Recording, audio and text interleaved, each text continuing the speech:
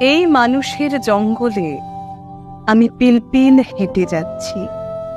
না মানুষ, না রাষ্ট্র, না সভ্যতা, কেউ আমার সঙ্গ নিচ্ছে না সামাজিকতা এবং দরকার বিহনে।